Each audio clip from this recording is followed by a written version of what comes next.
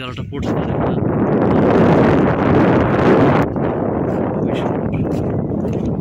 দেখার মতো দেশ, পাহাড় পাহাড়, সেই পাহাড়ের পাদদেশ, ঝর্ণা।